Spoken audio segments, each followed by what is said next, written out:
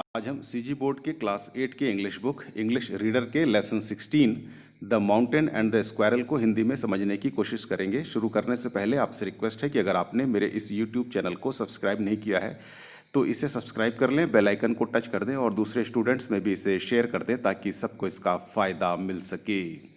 तो आइए शुरू करते हैं। The mountain and the squirrel. Mountain यानी पर्वत और स्क्वायरल मतलब गिलहरी। इस कविता में कवि ने माउंटेन और स्क्वायरल के बीच के कन्वर्सेशन यानी बातचीत के ज़रिए ये बताने की कोशिश की है कि संसार में कोई भी चीज़ चाहे वो बड़ी हो या छोटी, सबका अपना अपना महत्व होता है और सभी महत्वपूर्ण हैं।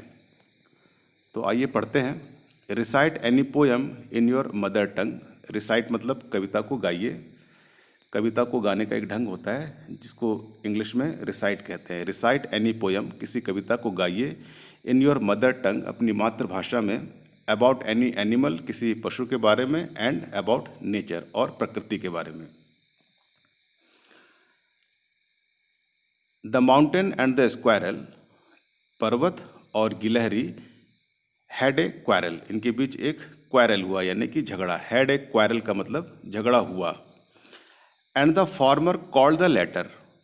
फॉर्मर का मतलब होता है पहले वाला और लेटर का मतलब होता है बाद वाला। तो यहाँ पहले वाला कौन है? माउंटेन। और बाद वाला कौन है? स्क्वायरल। तो पहले वाले ने बाद वाले से कहा या आवाज़ लगाया उसको, लिटिल प्रिग। लिटिल यानी छोटा, प्रिग यानी बहुत कायदे कानून में रहने वाला, थोड़ा घमंडी जैसा। तो माउंटेन ने क्या आवाज़ लगाई स्क्वायरल को? उसने कहा लिटिल प्रिग, छोटी घमंडी या छोटी कायदे कानून वाली। बन रिप्लाइड। अब ये बन जो है वो स्क्वायरल के लिए इस्तेमाल किया गया है। क्यों इस्तेमाल किया गया है? क्योंकि स्क्वायरल जो है, गिलहरी जो है, उसकी जो पूँछ होती है वो बन की तरह यानी कि चोटी की तरह दिखती है, जूड़े की तरह।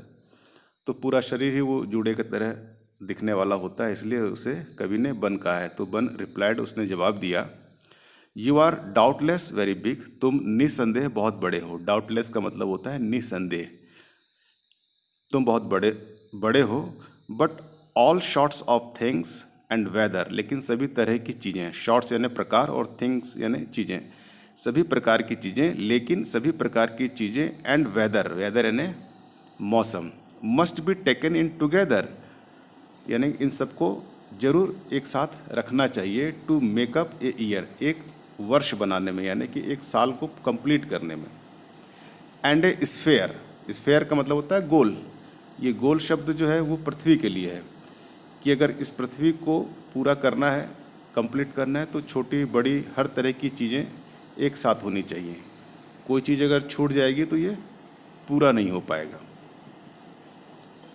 And I think it no disgrace, और मैं समझती हूँ ये डिसग्रेस नहीं है यानी कि अपमानपूर्ण नहीं है।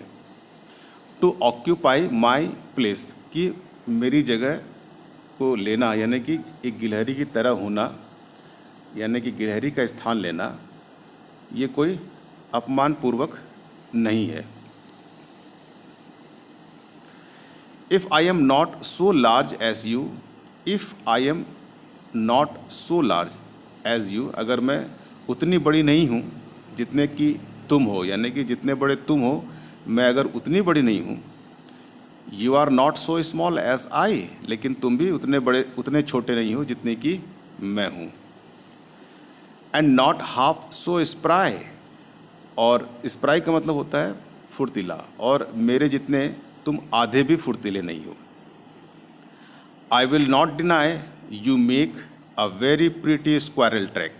I will not deny, deny यानी कि इनकार करना। तो मैं इनकार नहीं करूँगी तुमको।